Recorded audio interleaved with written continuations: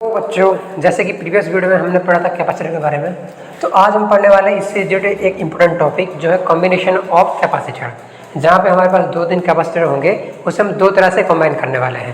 पहला आपकी सीरीज और दूसरा होता है आपकी parallel capacitor, combination in parallel.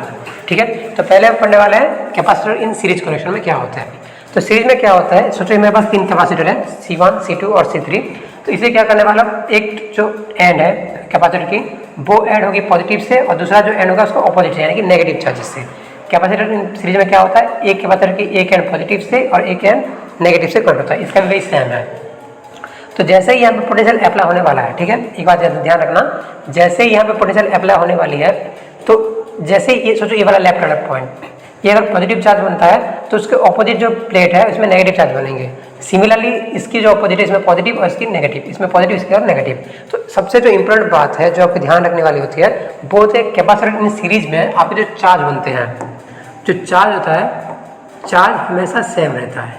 ठीक है, चार्ज सेम रहेगा और डिफरेंस किससे होता है, डिफरेंस होता है पोटेंशियल जो है वो आपकी डिफरेंस होता है, यानी C1 में अलग पोटेंशियल होगा, C2 में अलग पोटेंशियल, C3 में अलग पोटेंशियल, लेकिन इसके जो चार्जेस होंगे इसमें सबके पास सेम बराबर चार्जेस होंगे। ठीक है, तो हमें जैसे पता है, हमें C को क्या आता है Q/V, हमें ये पता है। तो हमें पता है कि Q तो यहाँ पे कांस्टेंट रहने वाली है, तो हम क्या करेंगे V के बारे में। ठीक है, तो V को क्या होने वाला है, V को आपकी Q/C होता है। ठीक है, तो सोचो मेरे पास V1 है, सोचो इसके जो कैपेसिटर है उसकी इसकी जो पोटेंशियल है वो V1 है, C2 का V2 और C3 का V3 है। तो V1 को क्या होने वाला है, चार्ज तो सेम रहने वाला है, बनेगा Q/C1 और V2 के लिए बनने वाला है क्या, Q/C2 एंड V3 के लिए बनने वाला है Q/C3। ऐसे मेरे पास तीन कैपेसिटर के लिए बन गया पोटेंशियल। नेट पोटेंशियल जो बनने वाला है सीरीज के लिए, ठीक है, वो बनने वाला है आपके सबके ऐड होने वाले हैं V1 plus V2 plus V3।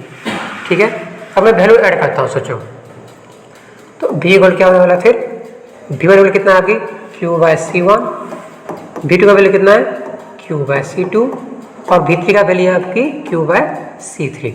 इनमें से मैं Q को कॉमन ले सकता हूँ, तो अगर Q कॉमन जाता है तो ये बनता है क्या 1/C1 plus 1/C2 plus 1/C3 और इंटू क्या होगा आपकी Q, और Q यहाँ पे इंटू में है तो इसमें आएगा तो क्या हो जाएगा, डिवाइड हो जाएगा। तो मैं बोल सकता हूँ V/Q इक्वल क्या होगा 1/C1 plus 1/C2 plus 1/C3। इसे हम इक्वेशन 1 ले लेते हैं थोड़ी देर के लिए। आई होप कि इसमें किसी को डाउट नहीं होगा। V इक्वल क्या होता है, V/Q equal 1/C1 plus 1/C2 plus 1/C3 है। हमें पता है C इक्वल क्या होता है, C इक्वल होता है Q/V होता है। हम एज्यूम करते हैं ये जो सीरीज वाला कनेक्शन है, ठीक है, टोटल जो कैपेसिटेंस होगा वो आपके क्या Q/V होगा, लेकिन यहाँ पे क्या निकला है V/Q निकला है। तो मैं इसे ऐसे लिख सकता हूँ 1 कैपेसिटर इन सीरीज इक्वल क्या हो सकता है V/Q। इसे हम लेते हैं इक्वेशन 2, तो ये बनती है आपकी इक्वेशन 2। अगर इक्वेशन 2 को पुट करता हूँ इक्वेशन 1 में तो मेरे को क्या मिलता है 1/CS and capacitor in series equal होता है 1/C1 plus 1/C2 plus 1/C3। यही है आपकी कैपेसिटर इन सीरीज। सोचो मेरे पास n इसका स्पेशल के साथ है जिसमें बोलते हैं n number of capacitors. Late assume for n number of capacitors. अगर मेरे पास n नंबर कैपेसिटर है तो वो क्या बनने वाला है, सीरीज के लिए क्या बनने वाला है, जैसे 1/C1 प्लस 1/C2 ऐसे ही बनने वाला है, प्लस यहाँ पर 1/Cn तक और n नंबर ऑफ कैपेसिटर। ठीक है, बंद कर दो थोड़ी के लिए।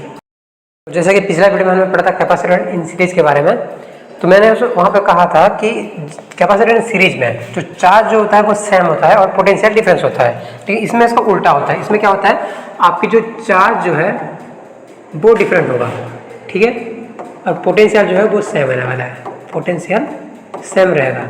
तो हमें पता है C इक्वल क्या होता है, वही सेम फॉर्मूला यूज करने वाले हैं हम लोग। C इक्वल होता है आपकी Q/V, C का वैल्यू होता है आपका Q/V। यहाँ पे मेरे को पता है कि पोटेंशियल तो सेम रहने वाला है, तो क्या चेंज होने वाला है, चार्ज। तो मैं निकाल सकता हूँ Q इक्वल टू क्या होगा फिर, तो Q इक्वल टू होने वाला है C इंटू वी। जैसे पिछला वीडियो में हमने क्या क्या कहा था, यहाँ पे आपको V को कांस्टेंट रखा था, सॉरी Q को कांस्टेंट रखा था और V निकाला था। इस बार क्या करने वाला है, हमको Q को कांस्टेंट रखना है, Q को निकालना है और V को कांस्टेंट रखने वाला है, क्योंकि यहाँ पे हमें पता है चार्ज जो है वो आपकी डिफरेंट होती है और पोटेंशियल जो है वो आपकी सेम रहता है। जो सेम रहता है उससे कोई कनेक्शन है नहीं हमें, वो तो सेम ही वैल्यू रहने वाला है। इसमें 5 कूलम चार्ज, इसमें 5 कूलम चार्ज, इसमें 5 कूलम चार्ज, फिर पोटेंशियल जो है वो अलग अलग रहेगा। इसलिए क्या करने वाले हम लोग, पहले Q निकालने वाले हैं, ठीक है। तो देखिए, तो C इक्वल टू बन गया, Q इक्वल बन गया C बाय V, इसमें हमें कोई डाउट नहीं है। तो मेरे को बताओ, अगर सोचो ये Q1 है, तो Q1 का वैल्यू कितना होगा, C1 इंटू V। वैसे ही Q2 का वैल्यू कितना होगा, Q2 का वैल्यू होगा आपकी C2 into V, and Q3 का वैल्यू होने वाला है आपकी C3 इंटू V। आगे वैसे किसी को डाउट नहीं होगा। नेट चार्ज जो निकलेगा वो कितना निकलेगा, net charge Q equal to कितना निकलेगा, सबका सम यानी कि Q1 plus Q2 plus Q3। अब सब वैल्यू पुट करने वाले हम यहाँ पे, Q इक्वल टू निकलने वाला है C1V plus C2V plus C3V। जैसे V सबका सेम नहीं रहेगा क्योंकि पोटेंशियल सेम रहता है, तो V सेम रहने वाला है, तो हम V को कांस्टेंट रखने वाले हैं। तो बनने वाला है Q इक्वल क्या होने वाला है, C1 plus C2 plus C3 into bracket रहने वाला है V जो आपके होने वाला है वो आपकी मल्टीप्लाई होने वाला है। हमें Q इक्वल पता है, Q इक्वल कहता है C इंटू V होता है, यहाँ पे देख लीजिए हमें पता है Q इक्वल होता है C बाय V होता है। पर हम अगर कैपेसिटर इन पैरेलल की बात करते हैं, ठीक है, तो वो भी सेम वैल्यू होने वाला है। Q इक्वल क्या बनने वाला है, C capacitor in parallel into V बनने वाला है। ये भी हो सकता है Q का वैल्यू, जैसे Q equal C by V होता है तो हम इससे बोल सकते हैं CP by CP into V, यानी कैपेसिटर इन पैरेलल, जितना भी कैपेसिटर पैरेलल में लगा है उसका वैल्यू इंटू V हो सकता है। इसे लेते हैं इक्वेशन 2 और इसे लेते हैं इक्वेशन 1। अब इक्वेशन 2 को पुट करने वाले हैं इक्वेशन 1 में, पुट इक्वेशन 2 इन 1। तो अभी हम क्या निकलने वाला है इसमें, Q का वैल्यू हम पुट करने वाले हैं। तो Q का वैल्यू कितना है, CP V इक्वल टू ये जो वैल्यू है आपकी C1 plus C2 plus C3, यहाँ पे इंटू V है, यहाँ पे इंटू V है, यहाँ पे इंटू V है। अगर ये V यहाँ से आएगा तो कटेगा, तो बचा कितना, दोनों से काट देते तो बचता है आपकी, जो नेट बचेगा वो बनेगा आपकी CP, यानी capacitor in parallel equal to बनने वाला है C1 plus C2 plus C3।